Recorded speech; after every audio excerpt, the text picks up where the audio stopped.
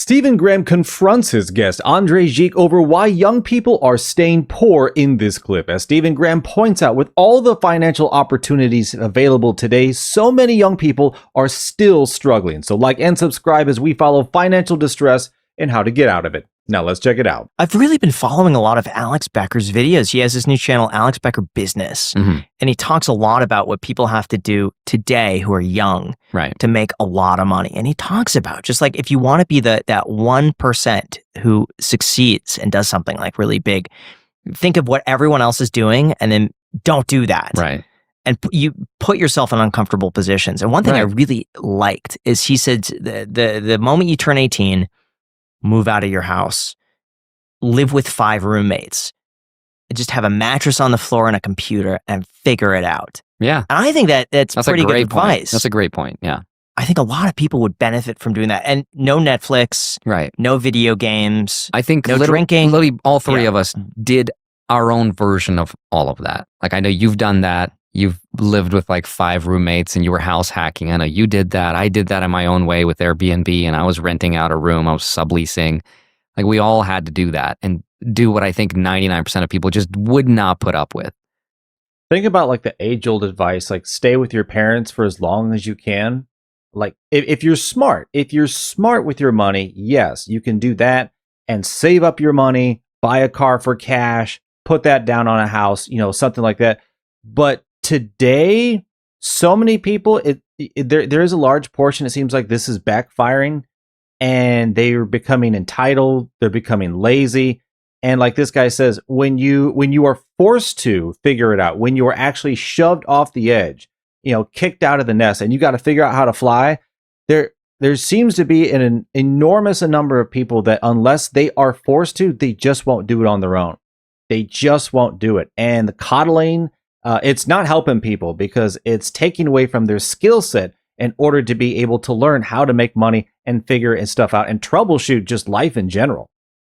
But if you can just get to that escape threshold, like that escape velocity to where you're not reliant necessarily on that paycheck, even for a little, to go out and, build a business or whatever. It's interesting. I get really frustrated lately when I see people who are like 18 to 21 not doing anything and just kind of like coasting, because I'm like, they have no idea how much opportunities out there and just what they could get involved in. And I'm like, oh my gosh, it frustrates me to see a potential being wasted. I've thought about that too. And I'm kind of like the devil's advocate on that because I think it's true that now more than ever, there's more economic opportunity to make money with so many different things, right? With like the Ubers, the Airbnbs, and like the TaskRabbits, like the task economy. I get that. And also with social media, obviously, like the biggest opportunity. But I also feel like if I view it from that perspective, it's also very selfish because those are my interests. Like I'm interested in those things. So I'm like, why aren't you doing that? But I feel like for a lot of people, like what if they're not interested in that? And they like look at the last generation and, their parents and like how they got screwed by the system. I could totally tell like why they would feel that way. I just feel like as a young guy, because that's our audience. It's like 90-something% male. You have to create some sort of value. Right. There's got to be something that you're doing to stand out. Look, if you want to go make some money today, so many people don't even think about it. Get a trade. I know how to weld myself. I haven't done it in a while, but I know they're so desperate for welders. I could just walk in anywhere and get a job. I've had multiple people in unions tell me this, like, dude, just go apply. If you want a job, like they'll just give it to you. For other reasons, I've just been away from that. But trades right now, look, electrician, pipe fitter, these trades are desperate for people and they pay good money. I mean, think about all these data centers and the electrifying the grid. They're going to need electricians like crazy for years and years to come, and they don't have the bodies. The same reason for welding. That's why I got into it originally, because there was always going to be a demand for welders, which so many people don't want to do these jobs. But guys, man, if you want to make some good money, I mean, $30, $40 an hour, even more, depending on where you're at, or if you're doing overtime, you're making 60, whatever. Look, trades, HVAC. Oh my God, electrician and HVAC. I mean, those are going through the roof. So all of those are going to pay, and that's going to set you up for a great economic, opportunities down the road. And when you have that, like that energy when you're young and you don't need to sleep 8 hours and you don't always look tired in videos because you didn't sleep and you're stressed. It's just like you have so much opportunity. It's true. That's where I get frustrated. Do you ever think you're lucky sometimes to be interested in the thing that happens to make a lot of money? Sometimes I look at Warren Buffett and I'm like, that's a cool skill that he has, but it's so like one dimensional and he happens to exist in a world that rewards him greatly for it. I think I got lucky in the sense that you found I'm naturally a saver. No, I think I would have made money no matter what I would have done. If it were aquariums, I know I would have made money doing aquariums. Because now some of these businesses that like the aquarium businesses, they're profiting like $3 million a year doing aquariums. That's cool. It's like incredible. It's a really, really, really good business. Right. I would have done that. There's just like whatever interest you have, I bet there's a way to make at least $100,000 to $200,000 a year on your own schedule. At the end of the day, it's about like not necessarily your interests, but are you the type of person to like roll onto your back and just like kind of let life happen to you? Or are you the person that like comes up, fails against something, and then tries to learn from it and then uses that as like a tool in your belt to then, help solve a problem later in life? It's just your ability to provide value and learn from failure. But then again, are you born with that, or are you raised with that? Right. That's the $1 trillion question. And here's an interesting one between Jason and Brett Oppenheim. Twins, raised same parents, same school, same experiences, completely different. In what way? Jason is very like type A, very motivated, business, works all the time.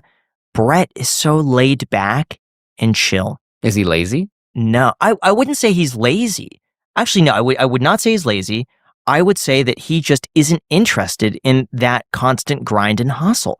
He just has zero desire to work himself beyond what he needs. And I remember like, this is years ago, but he would basically do enough business in real estate to chill for the rest of the year.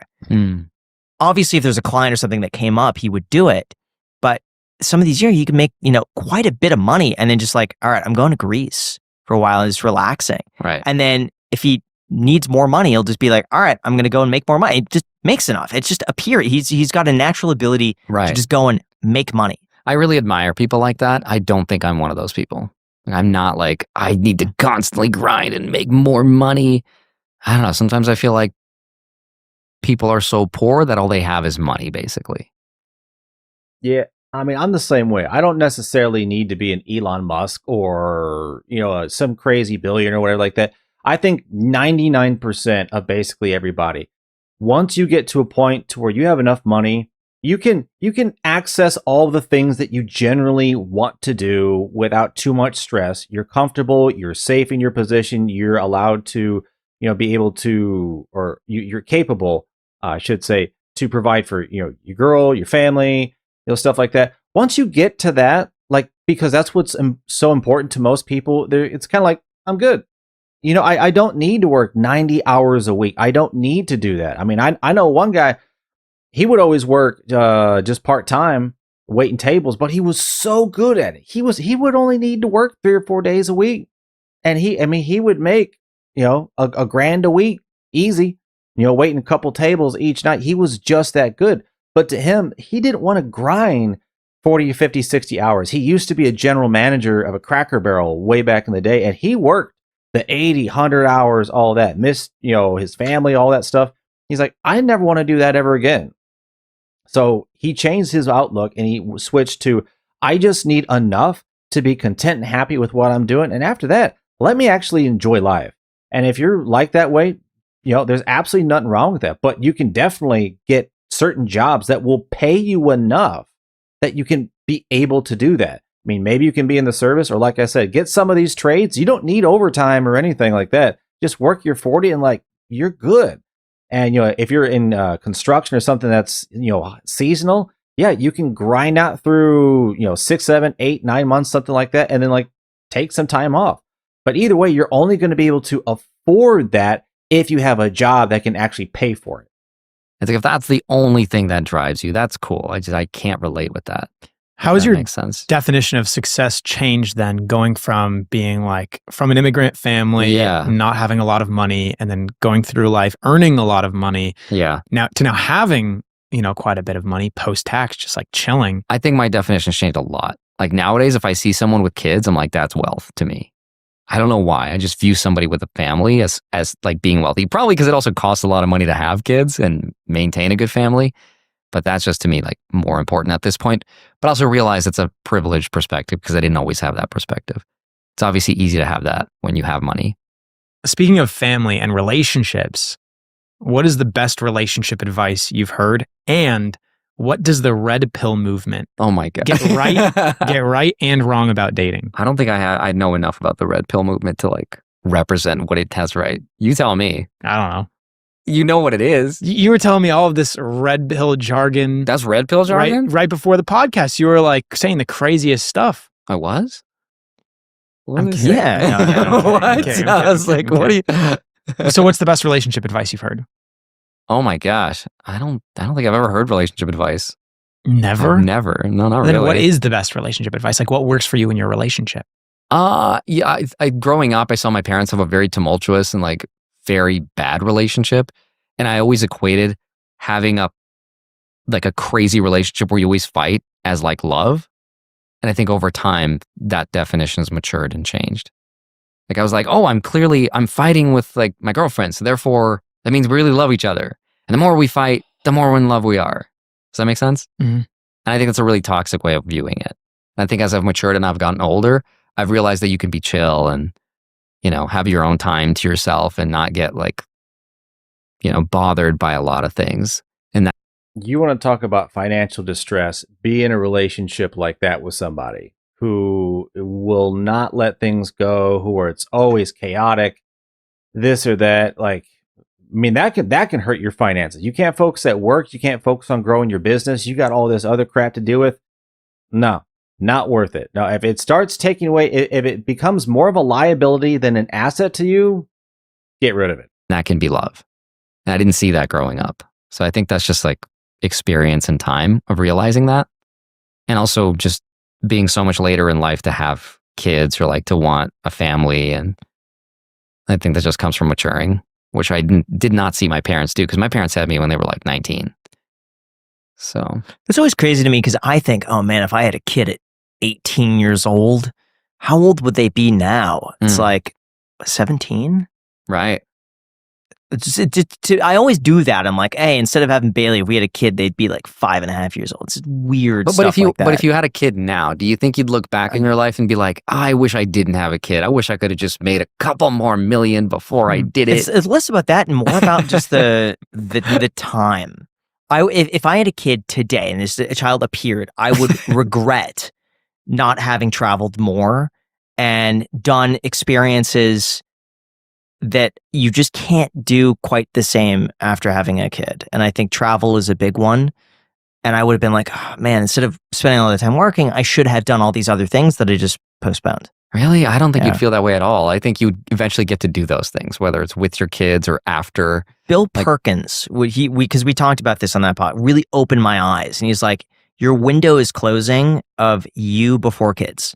Right. And once you have a child, the you that's sitting here today is never going to exist again in the same capacity. Yeah. And he said, now is your time to do these things in your life because it's your last chance. And I was like, oh, wow, he's correct. So I'm in the mindset now where like, hey, now is a good time to travel. Right. Take it a bit slower, do these things that I just don't want to keep putting it off forever. That's true. I don't think you traveled quite a lot, right? Yeah. Japan. Right. But I want to spend a year and over the year, maybe spend 2 months of the year, just spread out throughout the year, just traveling different places. Do you have like a checklist of places you want to go and then you're like, okay, I'm ready for a kid? Or is it like how you feel or what's it based on? I think, obviously I love a checklist, but I think you don't need to hit everything on the checklist, but hitting 50% on that list would be pretty good. How many places do you want to see? Probably 4 or 5. Okay. But spend like a week and a half in each. Right. So like Okay, so I can get the idea that yes, when you have a kid, you have a family, priorities change, money changes, and you don't get the same opportunities. But, if you're, I don't know exactly how much money Jack Graham has, but he seems to be doing pretty well off. Like, when you still got money like that, you're the one, taking all the kids' degrees. You're the ones, taking the family to this. You can afford it. Like, you can afford it. Most people can't afford it. And I totally understand that. But, I used to work at an airport, and people with money, yeah, they're the ones taking their families here, because they could afford to do that. So, yes, it does limit your options, but when you have enough money that you can still do it, after they get old enough to a certain point, then the opportunities are still there to be had. Key difference between those who have a decent amount more and those who are just like struggling to get by. 2 months out of the year. Every other month being away for like 2 weeks. Okay. Perfect. Maybe every 3 months being away. Do you think you're working towards that, would you say? Yeah, we're planning to go away this year, doing a few little trips, and then next year I want to plan and get that done. Because I feel like at the rate that you're traveling, that I know you to travel, like you're going to take the next 10 years to get to the next 5 places. Because you don't travel a lot. I said that I'm doing vacation. It like Graham will treat everything as his priority. Like, for example, some gas valve will go out on one of his rental properties and he has to spend 6 hours of his time comparing quotes from different contractors, stressing out about it. And that's just something that should realistically be so insignificant in his life. But at the same point, if he just spent the 6 hours, trying to optimize the quality of his life and doing the things that he says that he wants to do, like traveling the world and going to go visit places, it's like you should be spending that time optimizing for life fulfillment, purpose, meaning, quality of life, figuring out a few places you want to go to, picking some people you want to go visit them with. Yeah. It's like that right there is actually being meaningful with the way that you're spending your time. Yeah. And you prioritize so many other things that realistically you hate doing, you don't need to be doing, over the things that you want to do, but you don't do. Yeah, that's true. That's a great observation. That's a really good way of putting it. From what I've observed of you being the way you are. And I'm similar in the sense of once something's on my mind, I'm like, I got to do it right now. Mm-hmm. But then the things that are so important to us, we sometimes forget to do and plan for and just think they're going to happen organically, but they don't. And I just feel like, man, I think about having a kid, and I'm like, I'm 36 years old right now. When my kid's 36, I'm gonna be 72. Well, that's kind of depressing to me. But see, I think we're gonna live into our 90s. But will we have the same quality of life and health? Right now, you're in your prime in terms of how you observe and view the world and experience it, and how your health is like. When you're 70, okay, you might live to 100, but are you gonna be as fit? And will you care about all this stuff? Probably not, I don't know. I'm planning to live to I want to hit 100. I'm just saying. Planning to do it. I want to hit 100. I think that would be ideal. So I'm doing everything I can to live to 100. Okay. I would love to live 100, but you got to go to Thailand and get those biomarkers. You do, man. Yeah, I myself think I'm probably going to live a pretty good long time. My health is pretty good, but at the same time, if you're going to live that long and you want to, have a quality of life, you better figure it out. You got to plan, you got to have a job, you got to save, you got to have money to, make money off of. That's going to be the easiest way to do it. But yeah, back to the earlier point, all these younger people, I get things look inflated. I get things are hard, not taking that away, but every generation has had some sense of that. And so many young people today need to learn how to adapt to the current situation. They need to learn different skills. They need to get, like I said, in some of these trades, a lot of these white collar jobs are going away with AI. You're going to have to get into something else, but don't stick at Starbucks. Don't stay at Walmart. Don't just stay in these places. Get a skill, learn something, leverage your free time that you have being supported by whatever job that it is to learn that skill to upgrade into something else. And I'm not even saying get a college degree, get a skill that pays, not a degree, a skill that pays, whatever that is. If it has to be a degree, okay. But try and get the highest paying job that you can find for the cheapest investment. At least that's what I did. My welding certifications cost $2,000. Certainly was not a $60,000 degree. But thanks for watching. Let me know down below in the comments what you thought about what Stephen Graham had to say about the current state of young people and economic opportunities. Like, subscribe, take care, and I'll see you on the next one.